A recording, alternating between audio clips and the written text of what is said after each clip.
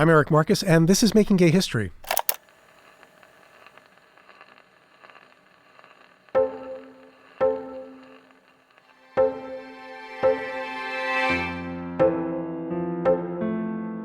Our third season is a couple of weeks away, so in the meantime, we thought we'd bring you this preseason bonus.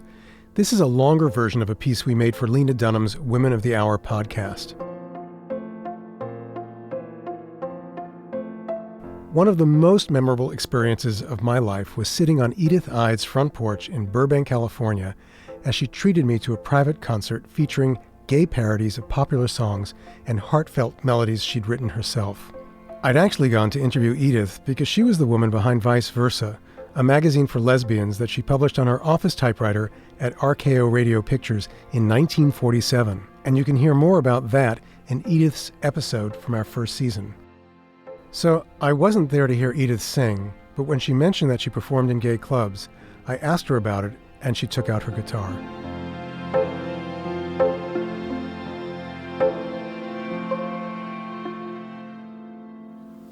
Let's see.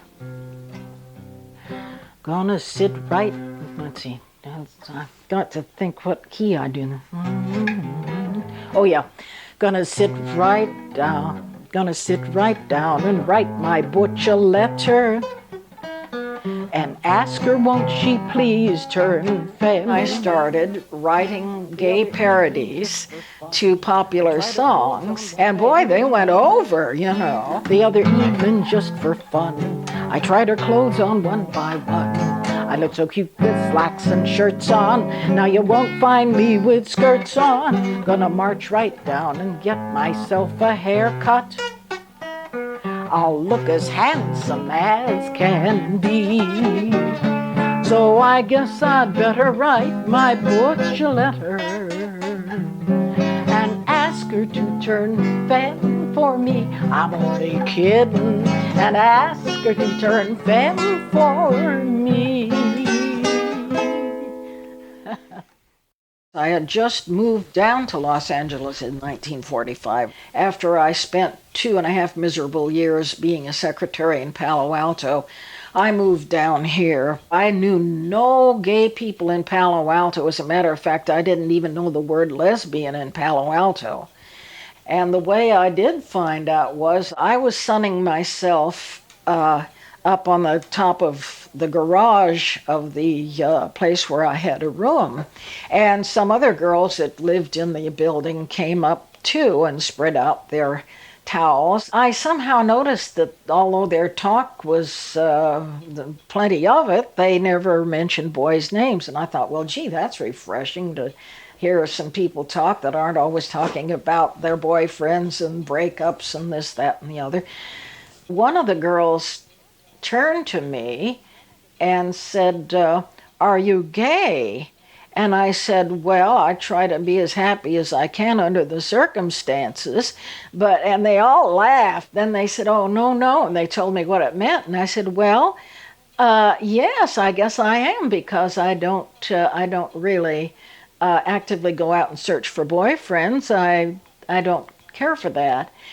And so they said, well, you must come with us to a girls' softball game. The game wasn't exciting to me. It bored the tar out of me. I mean, I just don't care for sports. I know that's very funny for a lesbian to say, but it's true. I never have cared for. But I went along to be with the crowd, you see. And then the next week or so, they took me down to a gay bar. I looked around me and tears came to my eyes, partly because of the cigarette smoke. And I thought, gee, how wonderful that all these girls can be together. So the girls could dance together there. So I started dancing with one or the other of them that would come over and ask me. I never asked them. They asked me because I was obviously feminine. I had my hair long and I wore jewelry, and I just didn't look like a gay gal. You know, I didn't have the close cropped hair and the tailored attire that was so prevalent in those days. And I didn't do any of that jazz because I just didn't feel like it, you know. And I was darned if I was going to do it just because everybody else did. I mean, I'm a girl and I've always been a girl. The only difference is I like girls. Here's a song I like to sing. It's not really gay, but it is when a girl sings it. Yellow bird up high in banana tree. Yellow bird, you sit all alone like me. Did your lady friend leave your nest again? That is very sad, make me feel so bad. You can fly away in the sky away. You're more lucky than me. Well, then, of course, I got invitations out to here and there, and I found out about a few more gay bars. There were 2 or 3 others in Los Angeles. And one of them was called the Flamingo, and they used to have Sunday afternoon dances there for just the gay kids. Beverly Shaw, the well-known gay singer, used to sing there. And she was a very good singer. We all enjoyed her. And then as evening wore on, why, the straight people would wander in just to see how the other half lives, and the fellows would get up there on the stage and do their female impersonation acts. And one of them got up and made a terrible remark about Beverly Shaw and her being a butch or something. But I mean, it was a very offensive joke. All the straight people, ha, ha, ha, at it, you know. And it burned me up. At the time, I thought, what a stupid thing for them to do, to play into the hands of these outsiders by demeaning themselves in this way. So that's when I started writing gay parodies to popular songs.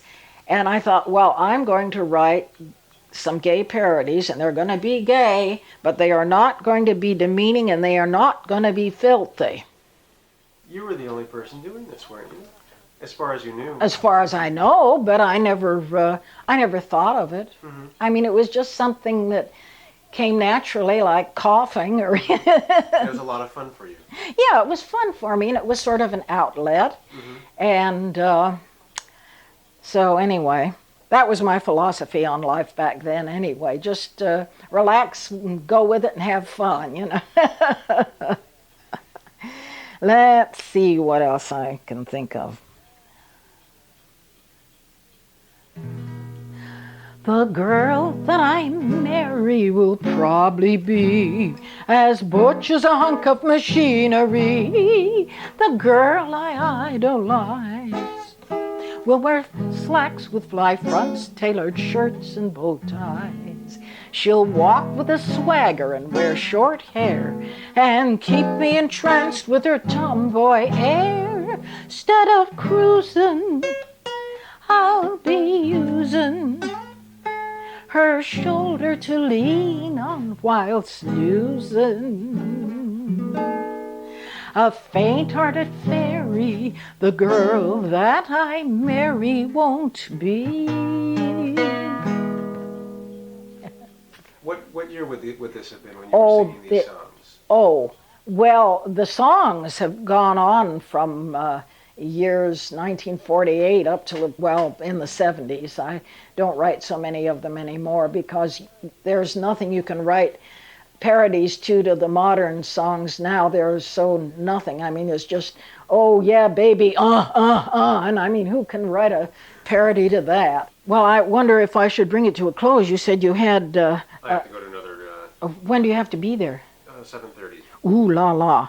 Well... Is there one more you'd like to say? Yeah, one more. Okay. This is one of my own, and it's my favorite. It's called A Fairer Tomorrow, and it echoes what I wrote in Vice Versa.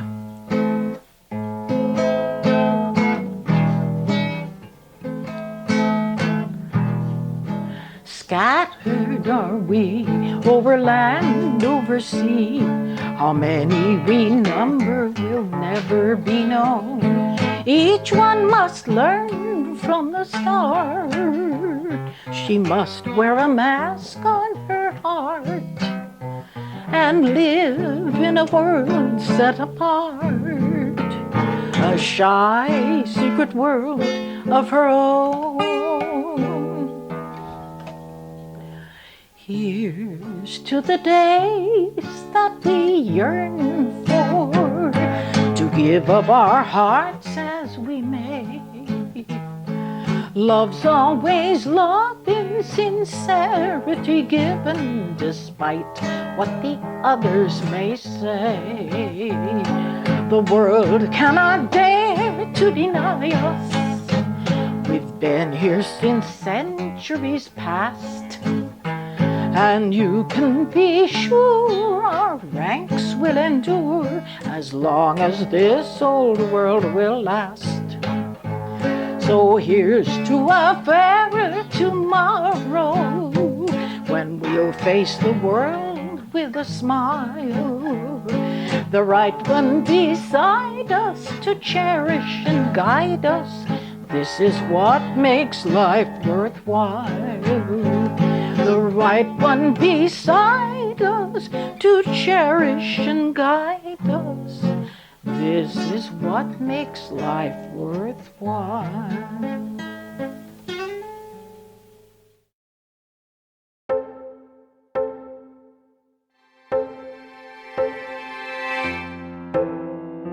I love listening to Edythe's songs over and over again, and every time I hear something new.